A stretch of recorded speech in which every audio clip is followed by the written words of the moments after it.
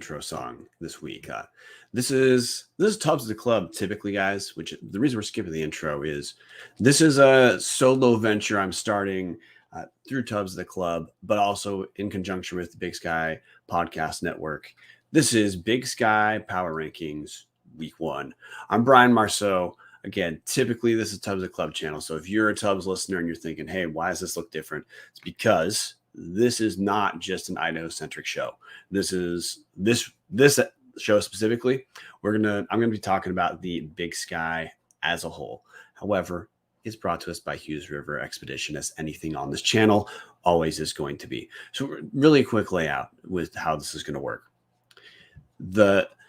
I'm going to deliver the Big Sky Podcast Network Power Rankings, 12 through 1, Big Sky Conference, talking about what every team did this week. The Big Sky Podcast rankings itself, it's a power poll done by a combination of contributors to different Big Sky Podcast Network shows like R&R Catcast, Grizz Fan, Eagle Power Hour, Tubbs the Club, of course, but also with the help from some Big Sky beat reporters from across the entire conference. So everyone does their own voting. It's a power poll. So this is not, hey, who do you think is the best team in the conference precisely? This is power rankings. Who is the best right now? And that's it. That's how the show is going to work. And we're going to roll right in, starting number 12. Pretty dang predictable place where we're going to start at, guys. We're going to go to Greeley.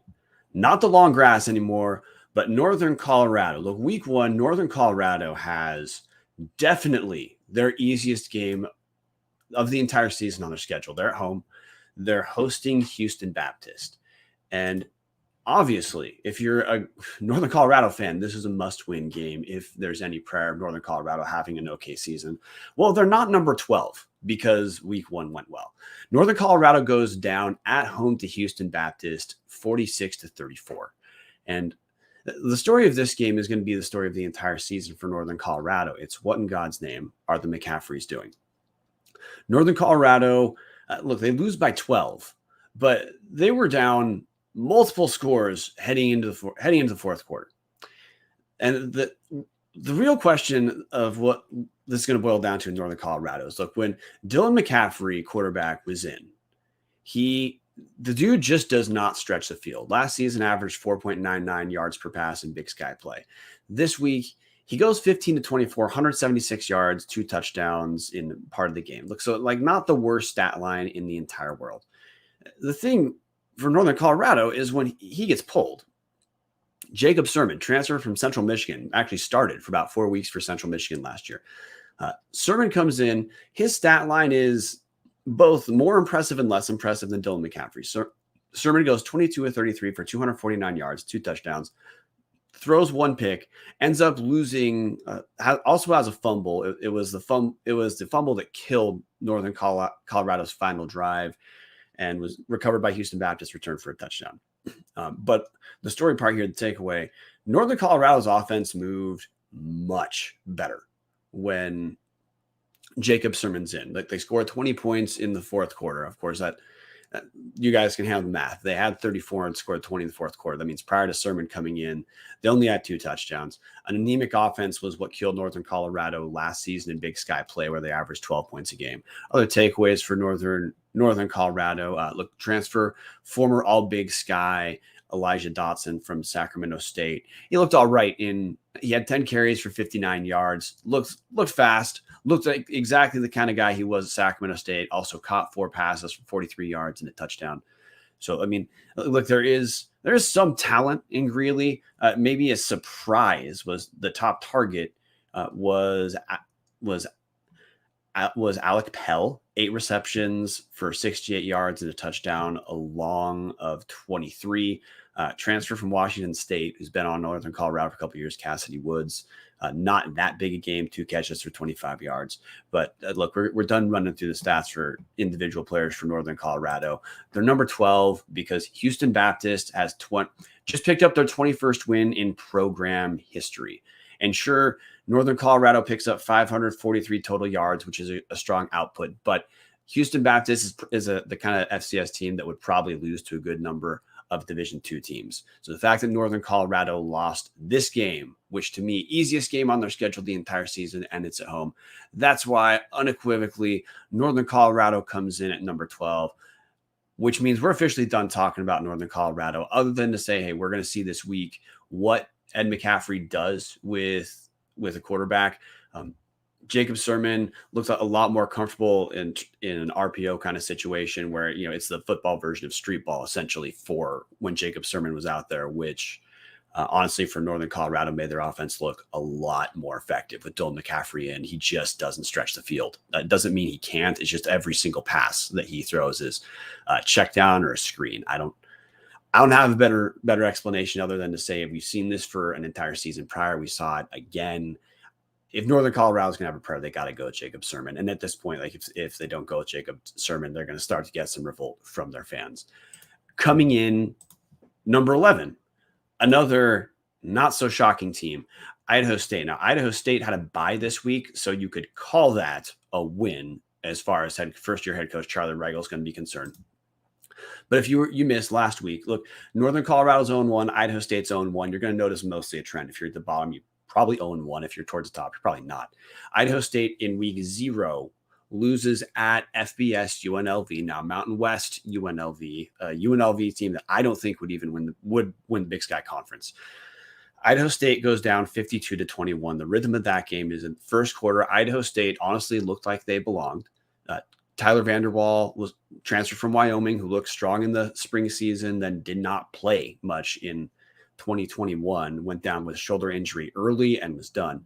He's their starting quarterback. First quarter, he looked pretty solid, threw a touchdown, threw a terrible pick, but that was while Idaho State was driving. The first couple times they had the ball, that Idaho State actually looked okay. Their line was giving Vanderwall time. Second quarter, things fell apart. UNLV outscores Idaho State 35-0. The rest of the game is mostly UNLV running out the clock. Vanderwall did go down with injury. Hunter Hayes came in. Hunter Hayes started most of last season for Idaho State. Both Vanderwall and Hayes go 7-13, but Vanderwall picks up 130 yards in his 13 attempts. Hayes picks up 61 yards. Picked up a touchdown too, but look, the jury's in. Tyler Vanderwall is the guy who looked most effective for Idaho State. The running game is a real question at Idaho State too, because look, their top running back, Raiden Hunter, picked up 26 yards on 13 carries. The reason I say it's a question, I interviewed Charlie Reigel at Media Days. He wants Idaho State to be able to run the ball. And against UNLV, they rushed 40 times for 50 yards, a 1.3 average. Rushed 40 times, passed 27 total times. Look, if they rush for 1.3 yards per rush, you don't need me to explain that Idaho State was completely ineffective running the football. That's a goal of Charlie Reigel's, a stated goal. I don't think they have the line depth. Early in the game, Idaho State's line looked okay, but it fell apart pretty dang quick. The announcing team talked about how Idaho State has 51 new guys on the roster. Definitely looks like Idaho State's got a steep learning curve ahead of it. But injuries at quarterback also, look, that's an issue too. Do have a little bit of receiving talent. Top target was Xavier Guillory, 4 receptions for 73 yards and a touchdown. Looks like the kind of receiver just about any team on the Big Sky would like to have. But again, look, the team goes down 52-21. Not a whole lot of positives to take away from that game in my mind. That's also from having seen Idaho State just fall apart again. Second quarter, they surrender 5 touchdowns, have no pushback whatsoever. It looked a lot like quote unquote same old Idaho State that second quarter. But I will say again, if there's 51 new players on the roster, it's just going to take a school like Idaho State some time to get their to hit the ground running, man. That's not everyone can be Idaho, where your first year head coach is looking pretty damn good. That's not a put down to Charlie Reigel. It's just a huge project. Coming in number 10, Cal Poly. And Cal Poly, another school in Big Sky with a coaching change in the last couple of years. This is the second normal season for Bo Baldwin. Cal Poly goes down 35-7 at Fresno State. Fresno State Mountain West team, a good Mountain West team. There's some mixed returns here. So Cal Poly, it's hard to have lower expectations for Cal Poly than a lot of the Big Sky had heading into this game, because look, in the spring season, they were the worst football team in the history of football. In the 2021 season, Cal Poly picks up 2 wins, but it was a long run between those 2 wins. There's a lot of times where Cal Poly just didn't look like it belonged. Now that's to be expected. Bo Baldwin's shifting that team to a spread offense from a triple option. That's a radical shift. Preseason interview with Colter Nuanez, Bo Baldwin also talked about how, hey, Cal Poly's biggest recruitment issue right now isn't the extremely high academic standards of the school. It's the cost of living in San Luis Obispo. So look, there's certainly some challenges, but Cal Poly, they had some moments that were promising. They're down 21-0 in the first quarter, and the first quarter they are just looking as though, hey, they didn't skip a beat from last season. They're ready to just get their ass kicked week in, week out. Second quarter, Cal Poly starts looking like a team that's coached by Bo Baldwin. They're effective moving the ball for a while, pick up a touchdown, get it to 21-7. They have 2 consecutive drives after forcing a punt from Fresno State after the Cal Poly's first touchdown, where Cal Poly's driving. They get to goal line territory, 5 yards out. They go for it on 4th and 5, down 21-7. This is on a second consecutive successful drive. And this is what I mean. They're starting to look like a Bo Baldwin team, being aggressive offensively and gambling a little bit. Well, look, they don't convert. Starting quarterback Jane Jones, he's 20 of 38 on the game, throws a touchdown, 211 yards. He looks relatively mobile, looked like a solid passer as well. A little surprised to see Jane Jones as a starter, but there were moments against Fresno State he looked like he belonged. After that 4th down conversion, Cal Poly doesn't really threaten a ton throughout the rest of the game. Fresno State scores a couple more touchdowns for padding. But again, Fresno State's a good team. This isn't, this is not Cal Poly losing to Houston Baptist like Northern Colorado, or even Idaho State losing to UNLV. Fresno State's a good football team. Defensively, Cal Poly's front 7,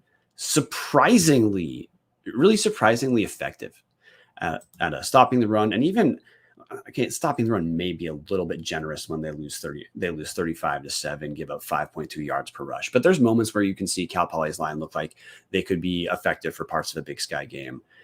Side note, Fresno State's a really good passing team. They're both strong at receiver, and also look, quarterback Jake Hayner, he's 36 of 42 for 377 yards and 2 touchdowns. He looks like a great quarterback.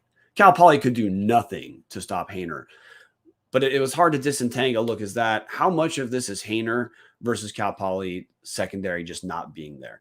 It would be another hallmark of a Bo Baldwin team to have a pretty weak secondary, and Cal Poly the last couple seasons has certainly not flexed their muscle on the defensive side. So my takeaway here is front 7 might be promising right now, enough to pressure some Big Sky teams that if a Big Sky team plays Cal Poly and doesn't give a good effort, Cal Poly could surprise an okay Big Sky team. But look, they scored 7 total points. So there's a ton of room for Cal Poly to improve. Obviously, they're going to be on the wrong side of a lot of box scores this season. But look, there at least is a little progress. They're led on the ground rushing by Jane Jones as well. Quarterback rushes 9 times for 59 yards. Top receiving target is Chris Coleman, 3 receptions for 74 yards. Also, in terms of individual catches, Bryson Allen for Cal Poly, 6 catches for 52 yards. He snagged their touchdown. But that's Cal Poly number 10. Their number 10 Big Sky podcast power rankings for a reason. Number 9. Which you're going to see the numbers are screwed up on my banners, and no one's going to die. Northern Arizona comes in at number 9, and Northern Arizona, man, pretty rough outing. Look, Northern Arizona goes down 40-3 at Arizona State. So, I mean, your first thing, obviously, they're playing a good Pac-12 team. No one expects NAU to really threaten a team like Arizona. RJ Martinez, one of the top returning quarterbacks in the Big Sky, has a rough as hell outing, goes 18 for 28 for 92 yards and 2 interceptions, 3 points, obviously no touchdowns. He was running for his life. Look, Northern Arizona's line could do absolutely nothing to stop Arizona State whatsoever. There's really not a lot promising from a 3-point offensive outing to take away. Kevin Daniels, strong Big Sky running back last season, led the league in rushing yards in league play, 11 rushes for 12 yards, a long of 7. If your quarterback, RJ Martinez, throws for 92 yards, like Jeff Widener came in for 2 plays. He was 2 for 2 for 5 yards. So that's 30 attempts for 97 yards. Northern Arizona certainly did nothing to install confidence that they're on the Northern Arizona should be on the correct side of that mid-tier in the conference. Secondary looked pretty weak. And look, this was just an ass kicking all over the field. So if you're an NAU fan, your best takeaway here is that, look, maybe the reason NAU looked just terrible is because Arizona State's better than you hope for, but certainly was not a promising outing that we saw. If I'm a Northern Arizona lumberjack, I am absolutely just saying, look, scratch this game off. We're done. It was rough. It was a scheduled loss. We funded our athletic department. No one was catastrophically injured. They did have an O-lineman go down. So, I mean, that's also the horror story of these bye games early on. But Northern Arizona certainly didn't look. We're now into that mid-tier. The mid-tier of the conference is pretty big once you exit Northern Colorado, Idaho State, Cal Poly. Northern Arizona not making the case for anyone to really view them higher up on this. We're now going to move. This is where I would disagree with the overall results from the poll, but I don't really care. The point of this show isn't to talk about the bureaucracy of power rankings. It's just to go over what the actual rankings were. We have coming in at number 8. We have Portland State. Portland State, and I say surprising for me that's where Portland State comes in, because Portland State had one of the better outings in the entire conference. And look, Portland State loses 21-17 to San Jose State. This was a game that Portland State led in the fourth quarter. And honestly, Portland State face planted this game away with a fumbled punt, which San Jose State recovered, and a pick in the last few minutes, which San Jose State eventually converted, picked up a lead. But looking with a minute left in the game, Portland State led 17-14. So this was a game that Bruce Barnum and co. are absolutely saying they should have won, because they should have won. The takeaways for Big Sky purposes here, because San Jose State doesn't look like a terrible Mountain West team. They finished 5-7 overall last year, which for a program like San Jose State, that's solid. And San Jose State, look, if you're 5-7 Mountain West, your worst case scenario, a good Big Sky team. Question everyone has for Portland State. Davis Alexander graduates. What in God's name are they going to do at quarterback? Well, Dante Sachare, one career pass heading into this season. He's their starter. He goes 24 for 37, 270 yards to the air, throws 2 touchdowns, throws 2 picks. Chausseret also, his legs are a weapon, 14 rushes for 83 yards, along of 14. So overall play, Chausseret is not the best quarterback in the Big Sky, but he's absolutely not the worst. He's going to be a good enough quarterback, particularly with Portland State having one of the deepest wide receiver rooms in the entire conference. They were paced, as is pretty dang typical, by Bo Kelly, all Big Sky preseason. Last season, he was all Big Sky. That's just who he is. He's kind of like if Cooper Kupp was half a foot shorter and a little bit slower, he'd be Bo Kelly. But anyway, Kelly, 9 receptions, 133 yards, and a touchdown. Also contributing from the receiving room, Nate Bennett, 5 receptions for 76 yards. Again, Portland State absolutely should have won this, but in terms of like dissecting how this Portland State team represented itself, what it can do, Chausseret he's fine intermediate passing. He's most effective against the zone. He's not the most accurate passer in the Big Sky. He doesn't have the strongest arm, but he's not terrible. He's certainly good enough. He played well enough to put Portland State in a position where the Vikings should have won this game. On the defensive side of the ball, look, everyone knows Anthony Adams, one of the best players in the Big Sky. The cornerback had 10 solo tackles, the tackle for loss. In Big Sky play, just no one's going to throw towards Anthony Adams whatsoever because he's pretty damn good. On the line, probably the best player for Portland State, VJ Malo. His stat line doesn't jump off the board from this game. Two solo tackles, but he's an all Big Sky level talent. Portland State front seven, absolutely.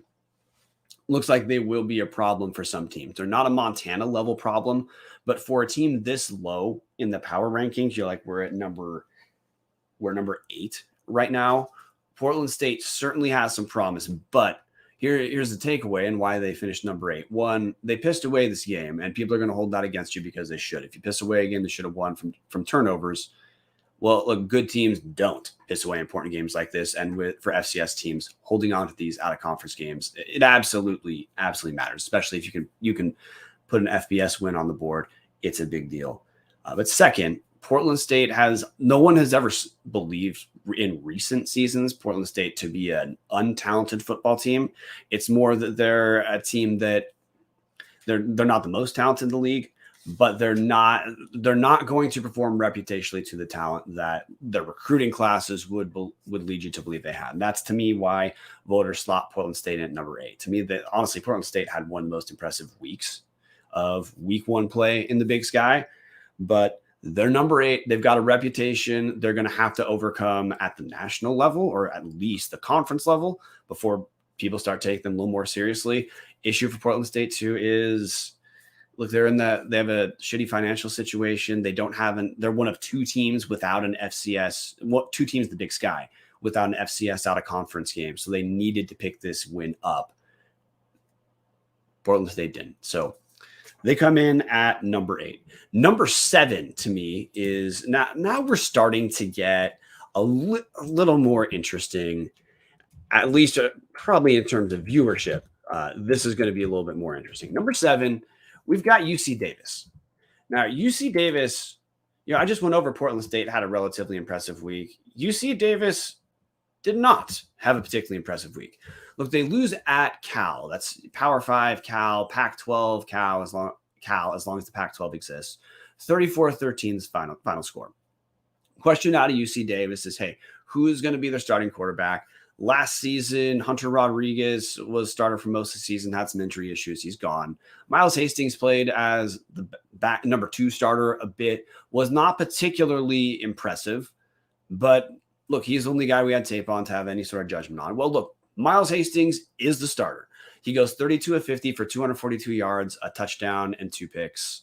So really not that different from what you might expect last season. Miles Hastings was not close to, let's say, a top half of the Big Sky quarterback last season.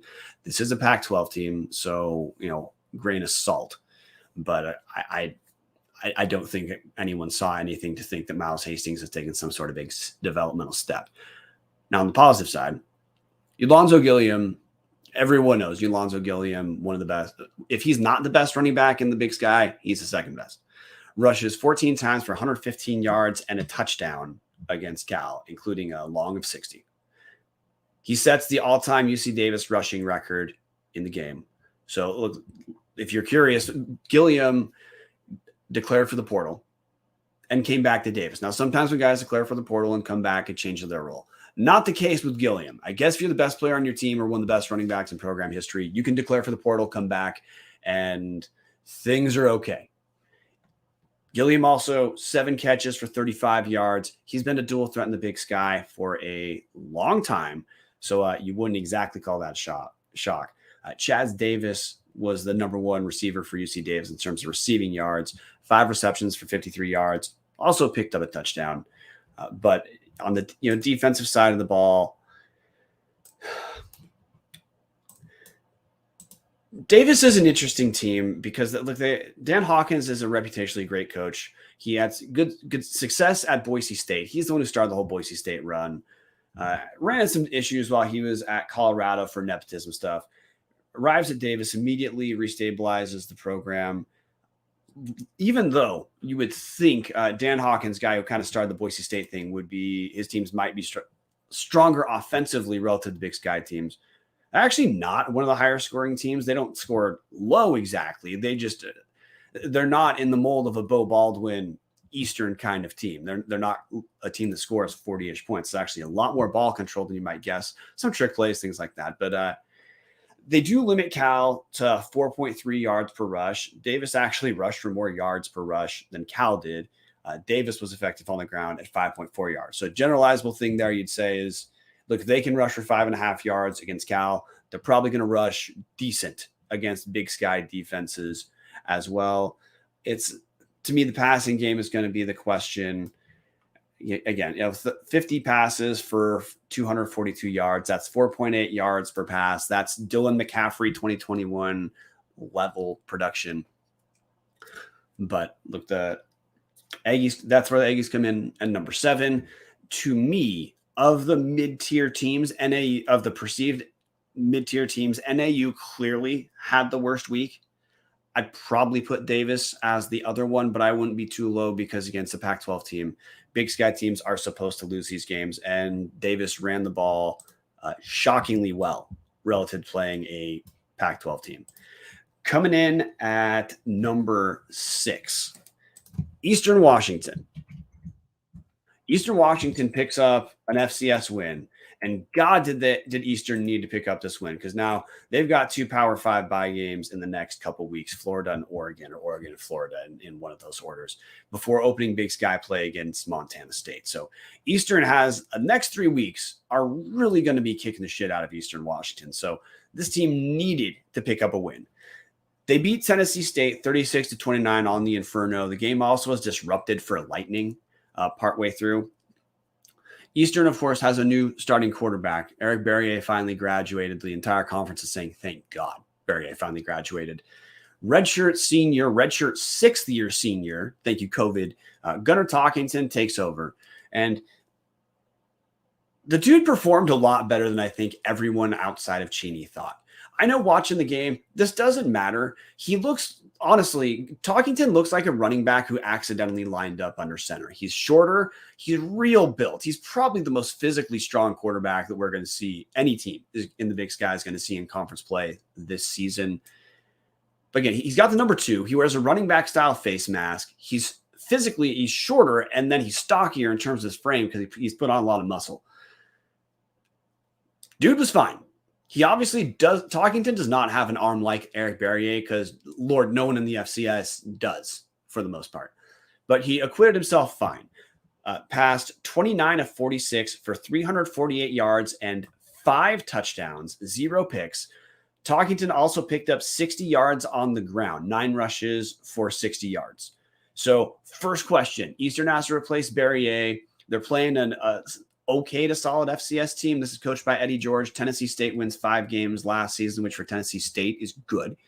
Tennessee State also reputationally, just like Jackson State with Deion Sanders, reputationally, they're starting to pick up the kind of recruits this school does not normally have. So they're beginning to punch above their weight. This is an example of a former NFL guy taking his FCS job seriously, different from that dude down in Greeley. But Eastern in a game that was tight, virtually wire to wire. I mean, Eastern trailed 19-15 at the end of the first quarter due to missed extra points. There were 5 first quarter touchdowns, and we had that weird 19-15 score. But big takeaway for Eastern.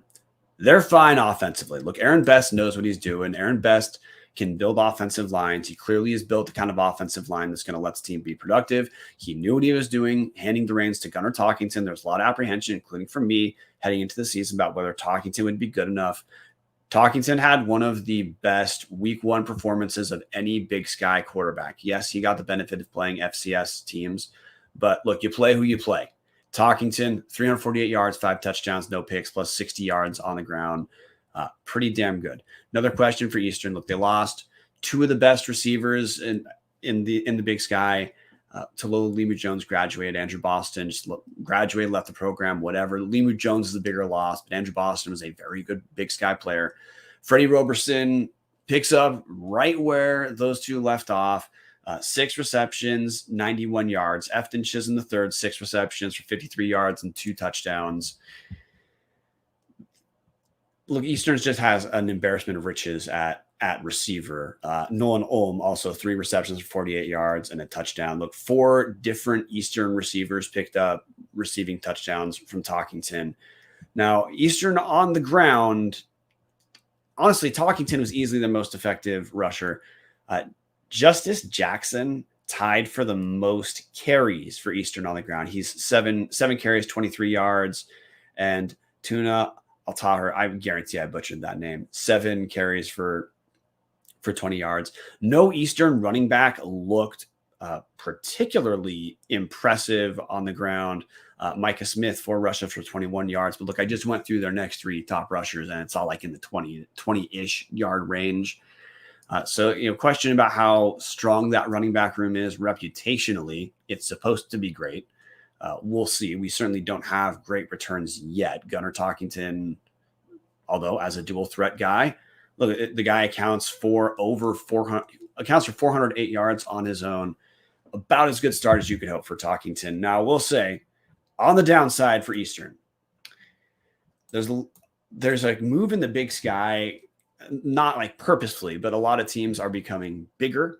A lot of teams are having a little bit more of a run first approach. And a lot of the defenses in the Big Sky over the last 5 years, let's say, are getting stronger. Eastern could not stop Tennessee on the ground whatsoever. Tennessee State. Tennessee State rushes for 290 yards on 54 attempts. That's 5.4 yards per attempt. Passing, Eastern, look, the secondary wasn't terrible or wasn't fantastic against Tennessee State. Tennessee State is certainly not the best team any Big Sky team played this week, but they're solid. But this was a back and forth, mostly offensive battle. If I'm an Eastern fan, I am a bit concerned about how Tennessee State could run at a pretty steady clip. But what I'm impressed with is, in spite of losing Walter Payton Award winner, Eastern still can score. They can still move the ball. Eastern comes in at number 6, one of the Big Sky teams to get an FCS win, so they have a notch for that run to 7 wins for the playoffs.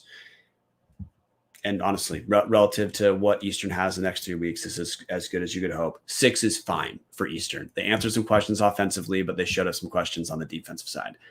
Moving on to a team a little bit closer to my heart.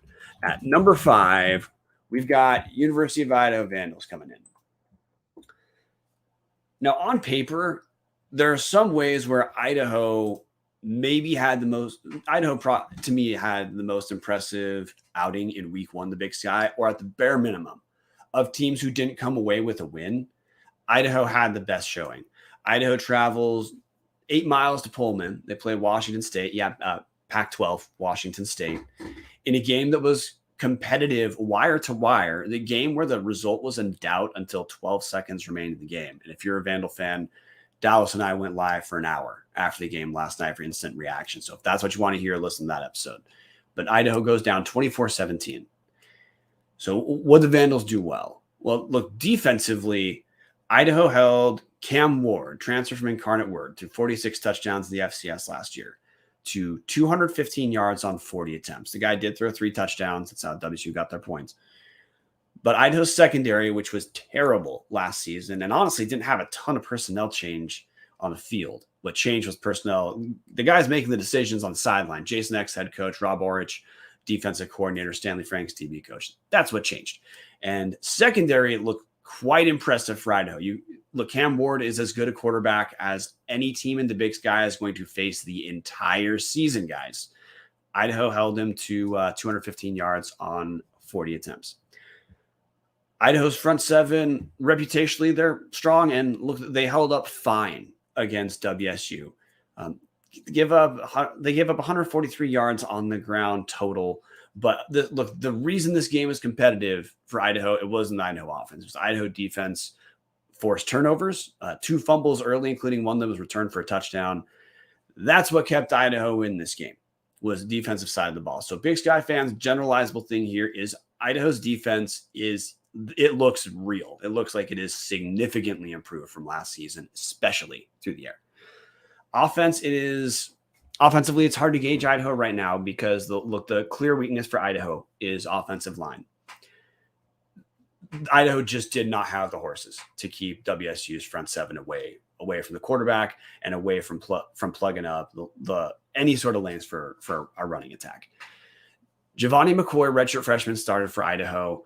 Goes 21 for 32, 212 yards, 1 touchdown, 2 picks. Dude was under incredible duress. Had honestly like 5 or 6 snaps total where he had time to pass, and he looked fine doing that. But he was also sacked 7 times. Was on the run every other play. So it looked hard to know in terms of Big Sky play what this means for Idaho. Giovanni McCoy looked okay. There's some ways where you'd say it kind of reminds me of Sasha Ray at Portland State in terms of overall performance of, look, probably isn't the best quarterback in the Big Sky, but looks like he could be certainly good enough. The two interceptions were the kind of mistakes you expect a redshirt freshman to make, but one of them was also at the very end of the game where Idaho's driving to tie or win the game if they go for 2. Throws a pick with 12 seconds left. That's the game. Rushing the ball, Idaho rushes 34 times for 62 yards. Obviously not that effective, but again, they had no space on the line. Top receiving target for Idaho was Jermaine Jackson, 6 receptions for 113 yards, long of 42. True freshman Jacob Dwyer had an impressive run at the end of the fourth quarter, 3 receptions, 39 yards, and a touchdown. If you're a regular Big Sky fan, Therese Trainer and Hayden Hatton are the top receivers for Idaho. Those two had a quiet-ish performance, 7 combined receptions for 43 combined yards between the two. Big picture, Idaho is competitive against a strong Washington State team. Great start for first-year coach Jason Eck. Fan base is stoked. Hard for things to go much better. And again, of teams who lost this week, Idaho easily acquitted themselves better than anyone else. This was one of the more impressive performances in the conference. And yeah, I'm an Idaho fan, but I pay attention to all the games, guys. Idaho looks markedly better. We obviously have to see what that looks like if the Big Sky is going to understand Idaho as anything but in that mid-tier. But of the mid-tier teams, to me, look, you're deciding, do you like Portland State leading San Jose State late in the game they should have won better? Do you like Eastern beating a solid FCS team by 7 at home better? Or do you like Idaho staying competitive the entire game, result in doubt with 12 seconds left against Washington State? I don't know how you sort those out. Honestly, I'd put Idaho at the top, and our voters put Idaho at the top as well. But there we go. Idaho Vandals come in at number 5. Number 4, we have Weber State Wildcats, who you're going to hear a little bit less effusive description from me regarding Weber State, because Weber State played one of the 2 total Division II games the entire conference has in the out-of-conference schedule. Now, big news, of course, is if the entire Big Sky only has 2 of those games scheduled, that's great news for the conference. It means more teams are doing more to set themselves up for the playoffs, or they're at least doing more to get more FCS wins, so that intra-conference wins can maybe mean more in terms of the selection committee. This game was not one of those. Western Oregon's a D2 team, not a particularly impressive D2 team. Weber State wins 41-5. A game that was not in doubt whatsoever. Bronson Barron, Weber State quarterback, he's a returner. He's been at Weber State, honestly, for a little bit longer than you might guess. Played in the spring season, played a little bit last season, had some injury issues. He's a sophomore, but he's a sophomore who's theoretically a third-year starter. Goes 16 for 28 for 152 yards. Not exactly lighting the world on fire, but as the D2 team, they didn't need to. Josh Davis leads the running attack. And look, Davis is a very good running back. He's been at Weber State, thanks to COVID and injuries, forever. Davis is a guy who Weber State fans have been robbed of a lot of time because he's had just rough issues with injuries and concussions for as many seasons I can remember, other than Josh Davis's freshman year. He is a guy he just gets beat up eventually, but guy looks strong. 11 rushes for 53 yards and a touchdown. Also 3 receptions for 12 yards. Not lighting the world on fire, but Josh Davis is an all Big Sky level running back. Good to see that he's healthy. Dante McMillan was an effective dude for Weber State last year who touched the ball 3 times in the backfield for 3 yards. 1 reception for 1 yard. That's a little confusing for me, but also this is a D2 game where, again, they won 41-5. Not shocking to see Weber State, strong defensive team reputationally, give up 5 total points. Defensive side of the ball, the Western Oregon rushed 24 times for 3 total yards. Obviously attribute some of that to sacks. 34 passes for 129 yards. Weber State gives up 132 total yards. But I guess the reason this to me is unimpressive is, one, it's a D2 team. So if you have a good Big Sky defense, you should beat the shit out of a D2 team. 2, offensively, Weber State didn't need to do a lot to get their 41 points, but 343 total yards is not that impressive an outing, and honestly right in line with where a stereotypical analysis of Weber State is going to be, hey, strong defensively, not that great offensively. That is kind of what we saw. Again, they won easily, didn't need to do that much, but Weber State comes in at number 4. You're not going to hear much enthusiasm for the Wildcats until they start playing D1 games, which happens beginning next week. So, hey, things could change in my world. They come in at number 4 in our power rankings. Number 3, this is maybe where some more people might not be 100% into who's in number 3 in either direction. Sacramento State comes in at number 3. And look, their preseason number 3 media poll, number 2 coaches poll. They have an FCS game. They beat Utah Tech, a.k.a. former Dixie State, 56-33. They run that hybrid quarterback system. Jake Dunaway is the passing quarterback, 17 for 25, 141 yards, 2 passing touchdowns. Asher O'Hara is their running quarterback, but he is an effective short passer as well. He goes 5 of 7 passing for 56 yards and 2 touchdowns. Asher O'Hara also picks up 101 yards on the ground, 12 rushes and a touchdown. Lead running back, Cameron Scadaboo, 10 rushes for 153 yards and a touchdown. Scadaboo averaged 9 yards per carry in 2021. So look, last season, it took a little bit of time for Sacramento State to figure out what they're doing quarterback-wise. They know what they're doing week 1. So look, 56 points, man. That offense is humming already. So phase 1, that's a big takeaway for Sacramento State.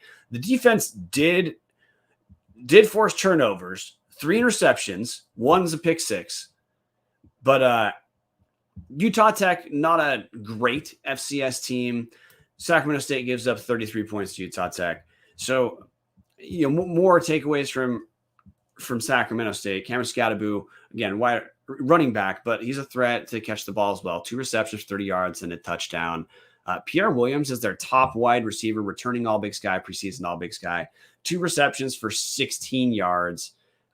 In addition, we also have Marshall Martin, 5 receptions, 55 yards, 2 touchdowns, along with 20. So, look, Sacramento State's got talent for sure. They started the way a top 3 team in the Big Sky needs to start if this is what they're going to – if they're going to be contending for the Big Sky title like they won last year, then, look, this is a start they need. 56 points is an impressive offensive outing, especially for a team that struggled a little bit last season to find its offensive footing. If I'm a Sac State fan, I'm a little bit concerned about giving up 33 points. However, only gave up 10 points in the first half. Some of the 14 points in the fourth quarter, you might call that a garbage time touchdown. So maybe not, maybe little Xanax on the giving up 33 points to a not that great Utah Tech team. But Sacramento State comes in number 3. So that leaves just the state of Montana for number 2 and number 1. Number 2, we have Montana State. Montana State hosts McNeese State. Game wasn't exactly in doubt. It was a rough first quarter for Montana State in terms of it was 0-0 1 quarter in, but then they cruised to a 40-17 win. Preseason first team quarterback Tommy Mellott for Montana State. A lot of people have a lot of hope in Tommy Mellott. Passes 11 for 19, 182 yards and 2 touchdowns. So look, certainly not an awful outing whatsoever. Not the kind of passing outing you might expect from the guy who was picked as the best preseason quarterback in the league by media. But Mellott is also a threat on the ground, 16 rushes for 44 yards and a touchdown. Honestly, the story for Montana State was Lane Sumner. Isaiah Fonse doesn't play this week. He's kind of month to month with injuries. Lane Sumner has his number called. Rushes 24 times for 176 yards, no touchdowns, long of 40, but man, obviously had no issue. As a team, Montana State rushes 59 times for 359 yards. They are a running team. That's a very strong outing. And Lane Sumner, promoted number 1 with Isaiah Fonse out, looked the part of just, hey, next man up. Montana State's got running backs for days. Lane Sumner also led the team in receiving yards, 2 receptions for 52 yards. The team is a real question about who is going to step up from the wide receiver room for Montana State. We did have Robbie Alston, 3 receptions, 48 yards and a touchdown. Willie Patterson, 3 receptions, 45 yards and a touchdown. And defensively, Montana State, they give up 17 total points. McNeese State picks up 303 total yards, but I will certainly not necessarily call it the most efficient 303 yards, and it yielded 17 points. In spite of a perfect 30-minute split in terms of times of possession, Montana State absolutely dominates after a rough first quarter. So yeah, Bobcats come in at number 2, which leaves number 1, Montana Grizzlies. And Montana finished the top 8 last season. Their preseason number 1 media poll, their preseason number 1 coaches poll. Question at starting quarterback. Lucas Johnson looks like the perfect Bobby Houck quarterback. He's their starter. Goes 15-24 for 208 yards, throws 4 touchdowns. He's a threat on the ground, 7 rushes for 76 yards as well. Look, Montana pitches a shutout. Give up 36 total rushing yards.